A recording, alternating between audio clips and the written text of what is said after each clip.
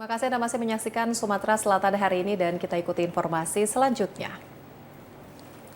Guna menarik minat pelajar di dunia broadcasting serta mengajak pelajar untuk lebih mencintai dan menonton TVRI Sumatera Selatan sekaligus mengenalkan TV digital, TVRI Sumatera Selatan mengikut sertakan pelajar di Sumatera Selatan untuk menjadi pembaca berita.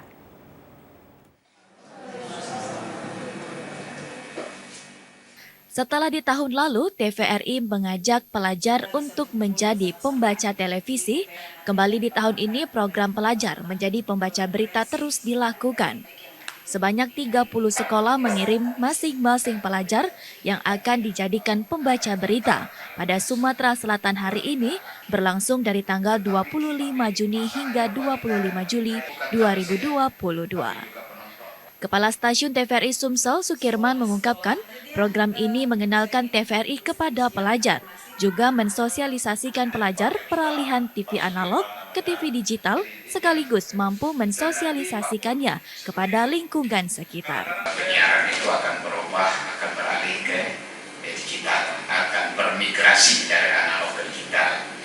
Apa arti migrasi itu? Jadi pindah dari sistem teknologi analog ke sistem teknologi digital. Maka perubahannya ada di pesawat televisi. Jadi pesawat televisi yang analog nanti tidak bisa menerima siarannya. Nah, tapi kalau belum bisa ganti, maka cukup pesawat TV yang lama itu dikasih namanya STB, semacam receivernya. Fiskaraya Wulandari, salah satu peserta pembaca berita dari pelajar, merespon positif kegiatan ini, memotivasi mereka untuk lebih mengenal dunia broadcasting dan mempromosikan sekolah mereka.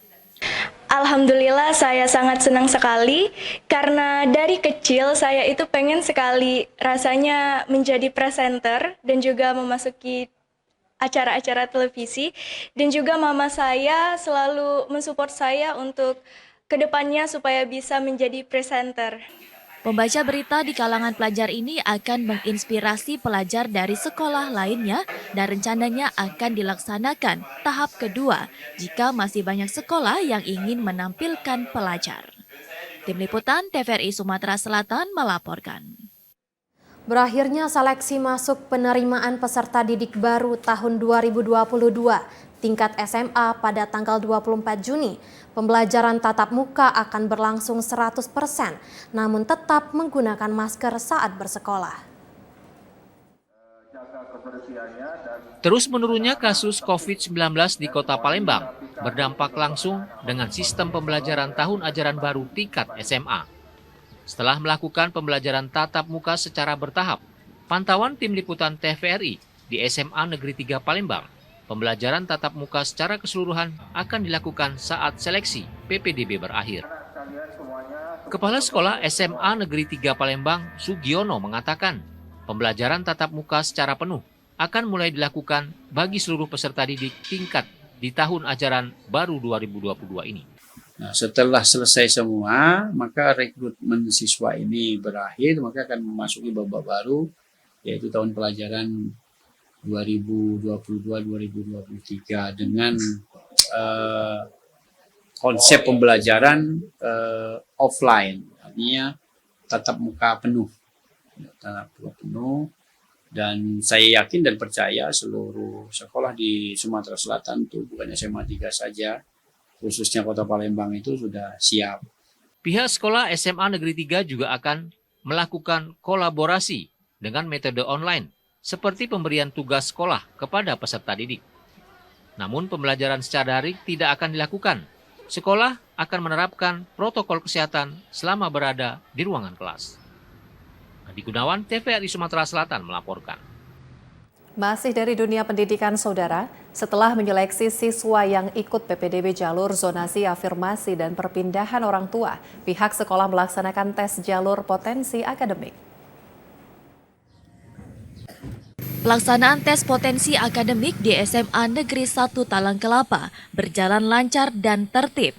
Sebanyak 268 siswa berbagai SMP di Banyuasin mengikuti tes potensi akademik. Menurut Habrin, Kepala Sekolah SMA Negeri 1 Talang Kelapa, ada 6 siswa yang tidak hadir tanpa alasan. Sementara siswa yang akan diterima sebanyak 178 siswa.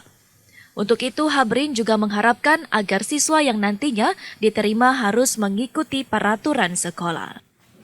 Jadi yang kami terima untuk masuk di SMA 1 Talang Kelapa ini memang benar-benar murni, dan saya harapkan seluruh peserta untuk mengikuti apa yang sudah diberikan oleh pemerintah petunjuk.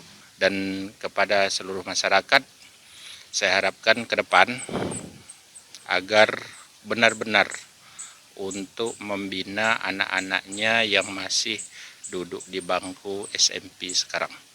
Kepada masyarakat yang anaknya masih SMP agar memperhatikan sang anak untuk bisa belajar di SMA Negeri 1 Talang Kelapa. Dari Banyuasin, Indra Utama, TVRI Sumsel melaporkan.